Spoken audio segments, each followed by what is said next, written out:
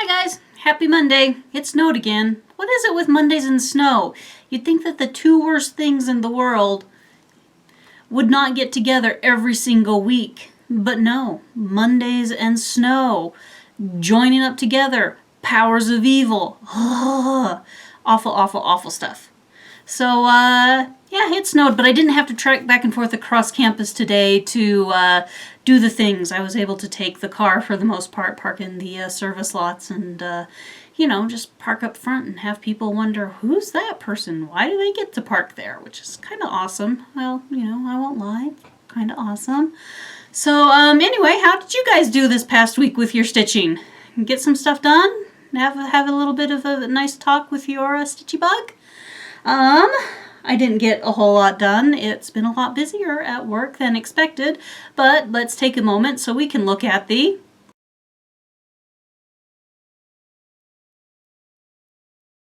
progress report.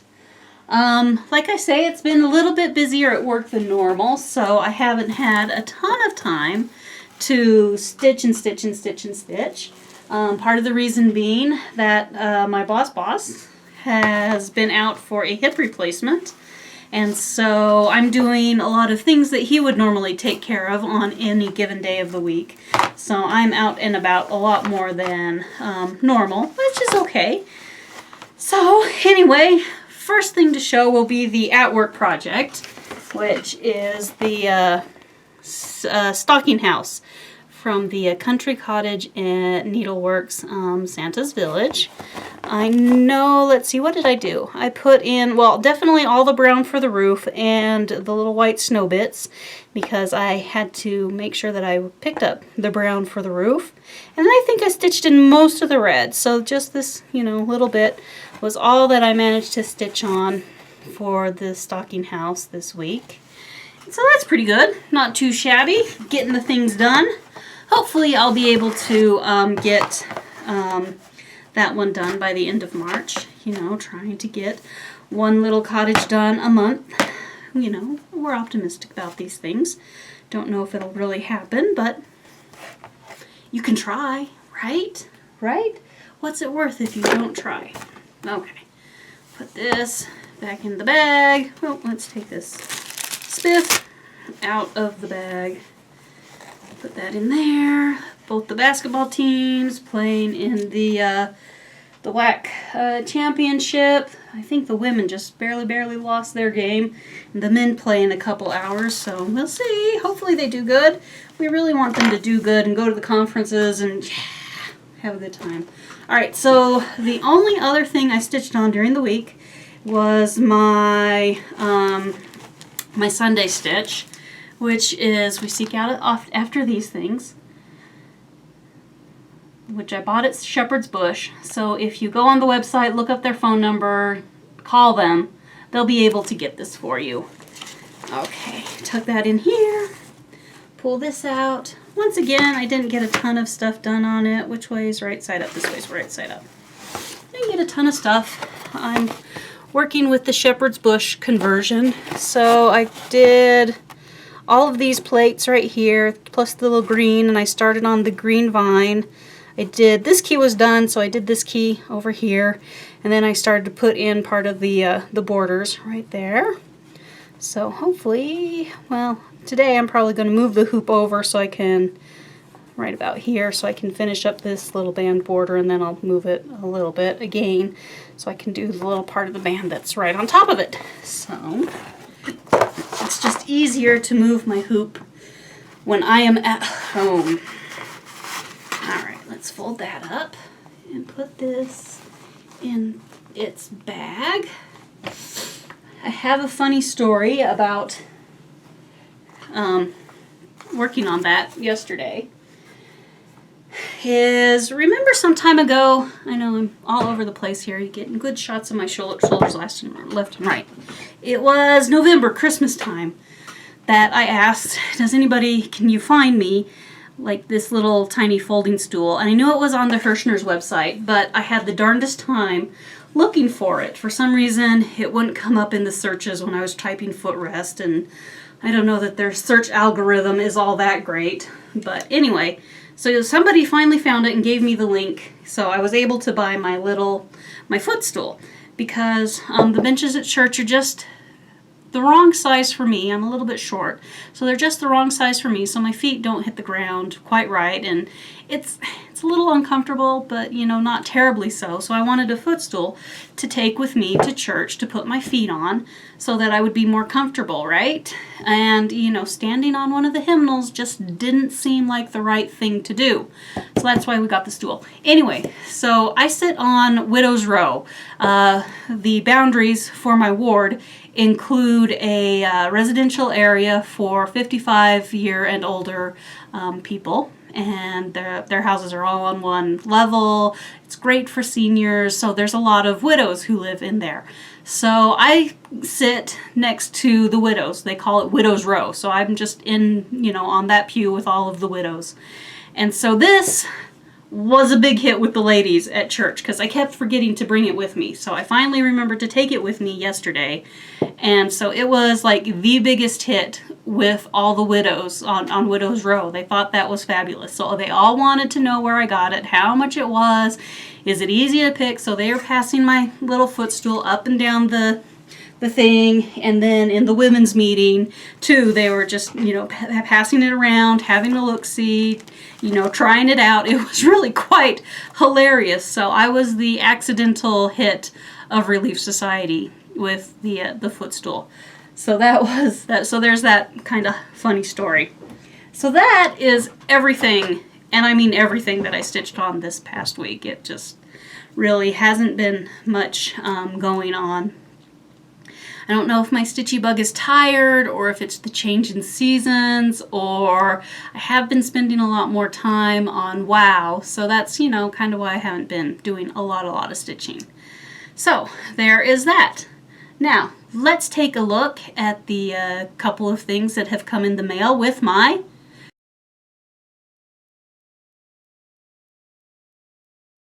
stashquisitions.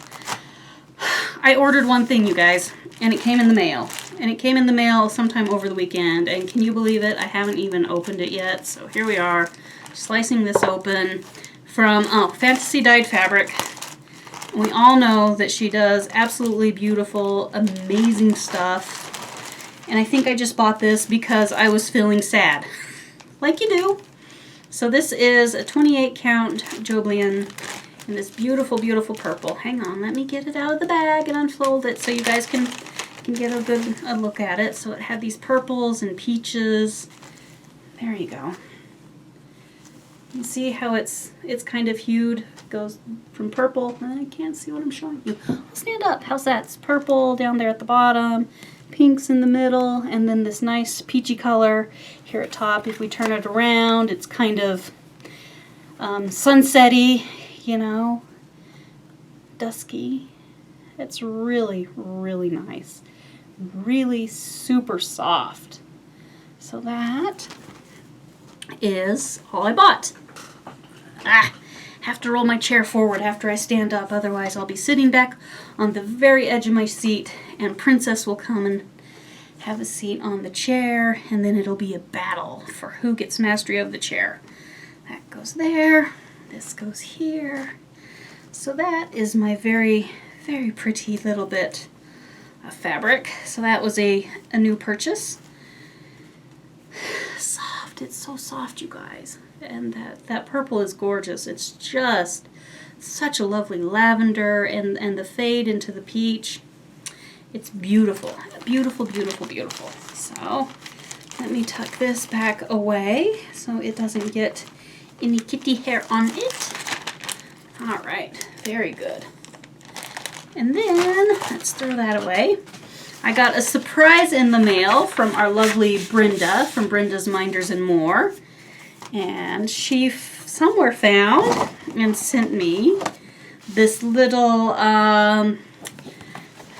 design that has all these cute little pansies in a looks like it's a water pitcher and a little pitcher, and they're darling, absolutely darling. I don't have this one, so this is an exciting addition to my collection of Pansy patterns. And I think they're just cute. Just cute, and they're not too huge, so I should be able to stitch it up. It's from back in the day, you guys, when the patterns were hand-drawn. 1981 is the copyright. Anyway, so it's not too big, 77 by 89. That'll stitch up really cute. Really quick, really cute. So there is that. All right, put that there. Gather these up. No shout outs because I went and left my list of shout outs at the at work today. So I've seen a couple of you new to us, but I have a terrible memory and I can't remember, and if I said something then it would be wrong without my notes. My notes are at work, so I'm gonna have to wait until next week for another round of the shout outs. So that makes this a really, really short 10-minute video. So let's see. Let's have a look at the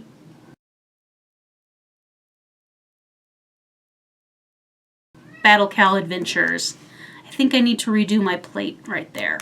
I think I've got an idea how to hide all the extra stuff and make it look a little bit better, and maybe zoom in on the old Battle Cow there, so you know it actually kind of makes sense as to what's going on. It isn't so cluttery with everything on the screen, right? You know, be a little bit of a perfectionist.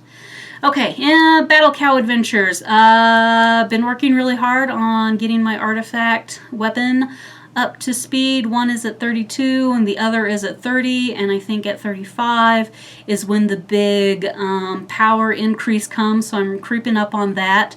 I would probably be at 35 and at least one of my artifacts if I didn't try to split the AP that I earn every single day into that. Been logging on every day, getting my emissary caches, running around, doing the things. I've been hunting treasure chests, which is crazy because, well, I noticed there was an achievement for all the treasure chests, so I've been hunting those down. I've noticed that there's the list of rares you can hunt down and kill in each of the sections, so I've been doing a little bit of rare hunting. Been working on getting my reputations to exalted in all of the factions so far, because I really want to earn the Pathfinder Part 1 so that when Part 2 comes out I'm not behind, I'm ready to go, because I really want to be able to fly in the Broken Isles. Because it's just a pain in the butt taking the flying paths, running around, doing the things. Ugh, hate it. Hated it. Anyway, my guild, let's see, they ran Classic ICC last weekend. I couldn't make it, I was hanging out with the family.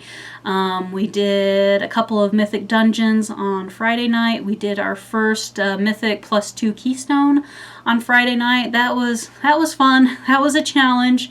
Would have been nicer if we had a complement of 4 of us from the same guild, so we just pugged in a person.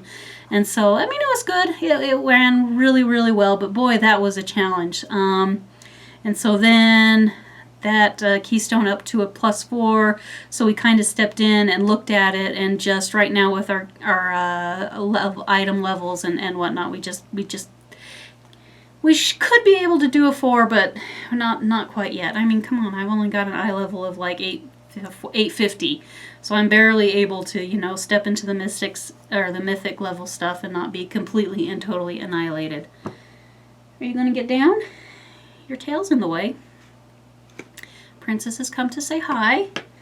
Tonight we're running Mythic +2. Halls of Valor, I think, is what we're going to do. One of the other guildies has a +2 key that we're going to try to do. I have a +2 for, what is it? The Warden's Dungeon thingy. But I don't think we're going to try to run that one, which is fine. I don't care. We're coming up, we're going to do Emerald Nightmare normal here pretty quick, which I'm really looking forward to because I need to get through that so I can proceed with my Suramar quest lines and get other stuff done. So that is a lot of WoW for you guys who just really don't care about WoW. What else is it there, Princess? What else? Nothing? Well, in the world of random adventures, the headlamp, the low beam headlamp on my car has been out for about a year, and so last November I decided it was time to do something about this, And so I got on Amazon, did the research, you know, typed in make, model, low beam, you know, I need to replace this headlamp. So got all the recommendations, read all the things, thought about it really, really well. And okay, so I purchased the replacement bulbs. That was like back in November before Christmas. So it's been cold and it's been yucky, and I just haven't really gotten around to installing it. So this Saturday, it was finally warm enough outside. It was going to be 60, so I gathered up all my tax information, went over to Dad's house, took along my replacement light bulb. I'm going to replace the light bulbs, do my taxes, get it all taken care of, right? Right. So anyway, Dad wasn't feeling too hot. He had a cold, so he was just, you know, passed out on the sofa listening to books or watching TV. So my sister and I, we get out YouTube and YouTube search it, how to replace this light bulb. We watch a couple of videos, you know, we're like, okay, yeah, we can handle this. No special tools needed. We're fine. So we open the hood to the car, get in there, pull out the headlamp that all the videos had showed us that we needed to pull out, and you know, just kind of go to town. Well, we pulled out the lamp, and then I opened the package for the other bulbs that I have purchased, and it is not a match. It's not even a close match. Looking at the insert points of the bulbs, you can tell that the flanges are completely different. This is not going to work.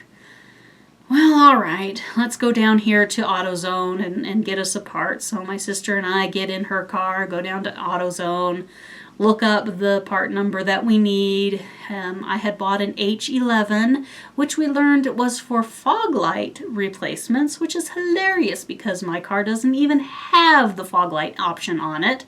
So whatever there. But we buy what the book recommends, and it's a 9006. Perfect. Wonderful. We go to pay for it, well, I go to pay for it, and I find out that my debit card expired on the last day of February, so Tuesday, had expired on Tuesday, and somewhere in the mail I had never gotten my replacement card. I have no idea where my replacement card is. It's just that now I don't have a debit card. So, you know, one of those things. So, my sister bought my light bulb. Off we go, back to the house, back to fooling around underneath the hood of my car.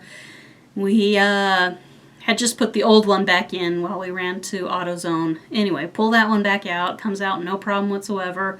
But the new bulb will not go in. It won't go in. We can't figure it out. It just doesn't fit, won't go in. You know, finally we're holding up the, Finally, we're holding up both of the bulbs, comparing them side by side. And there's a flange on the top, and on one it's offset to the left, and on the new bulb it's offset to the right. And that's why it's not going into place. And we're like, seriously? Seriously? Good grief, we're going to have to go back to AutoZone, buy another thing. Somewhere along this line, Leanne notices that the bulb that we have pulled out has a 9005 written on it, and the bulb we're trying to put in says 9006, and we're like, seriously? We got to go back to AutoZone and get a new light bulb part? Oi! But somewhere along this line we have the idea that, hey, wait a second, what if we're not messing around with the right slot? So we stand there and we look. So of course we open up the car, turn on the headlights, get out, because, I mean, the sun is shining as bright as it can be, so it's kind of hard to see which lights are on and which lights are not. So we get out, we put the old bulb back where it was, you know, turn on the car, see, okay, these are the daytime running lights, and these are the low beams, and these are the high beams. We had been playing with the high beam bulb. Not the low beam bulb that is burned out, but the high beam bulb. High beam bulb, yeah, the low beam bulb was just off to the side, maybe 6 inches. Okay, fine. So we get in there, we undo the high beam bulb, we take out the one that now we're really sure is burned out, and slot in the 9006, and it goes in just perfect.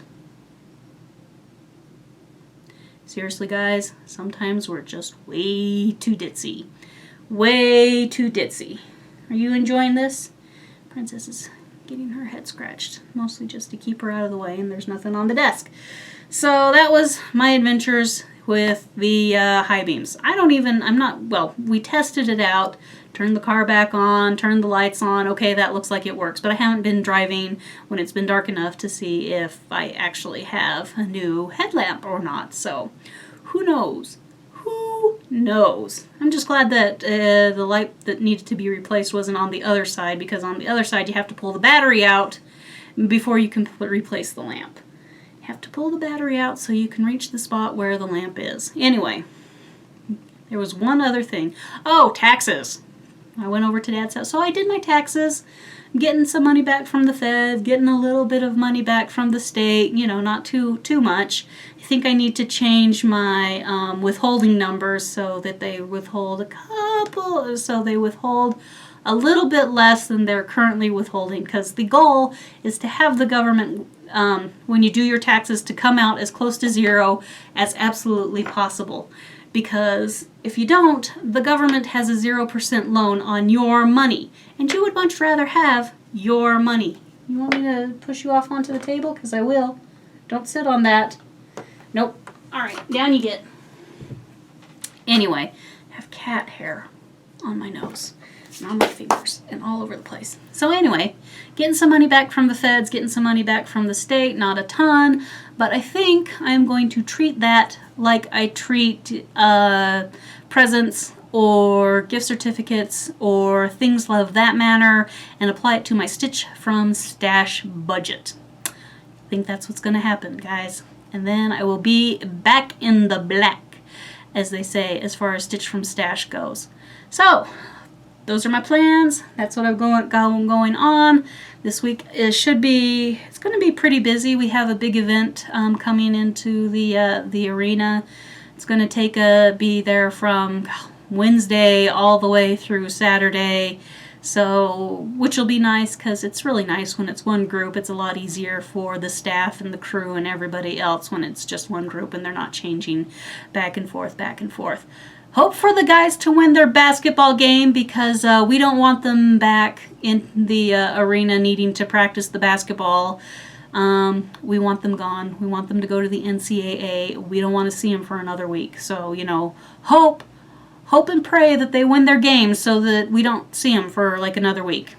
Anyway, I hope that you guys are getting a lot of stitching stuff done, and I hope life's treating you really well. I hope the frog has stayed far, far away from your house.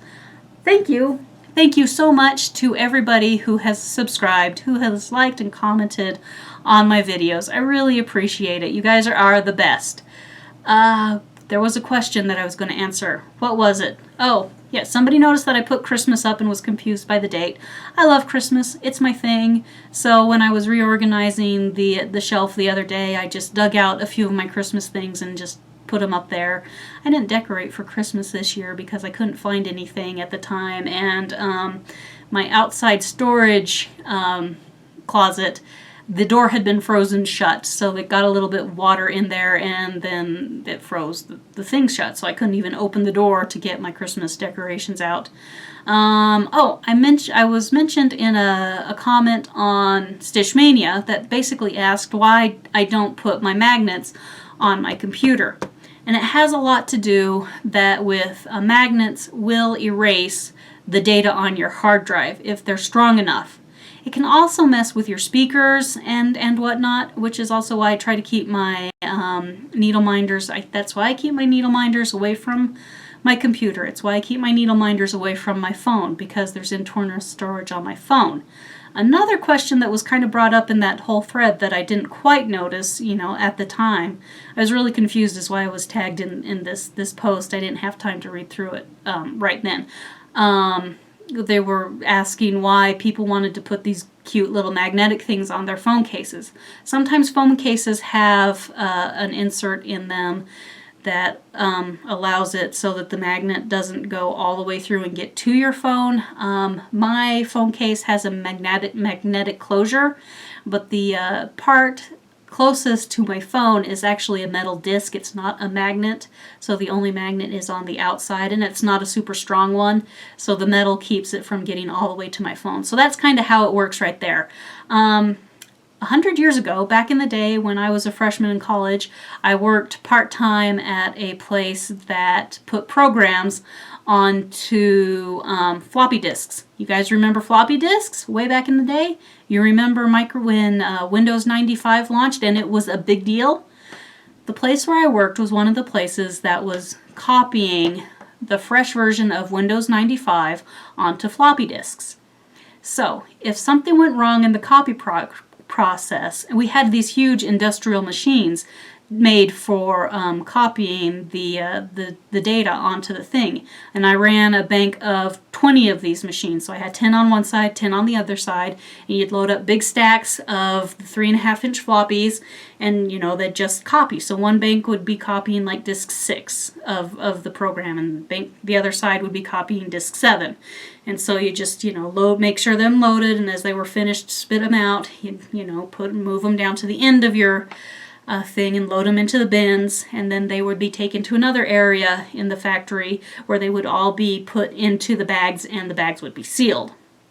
But anyway, occasionally one would error with the copying, and so you'd gather up all your error disks, and you take it over to what was called the degausser, basically, and run it through the degausser, which would erase the disk, and so you could, run it through again and get a good copy of, whatever you wanted to put on this disk. Now, what the degausser is basically a huge friggin' giant magnet, you guys. So a magnet will erase your data, so that's why I'm really careful about not getting magnets close to my computers or my phones or things where there is data on it.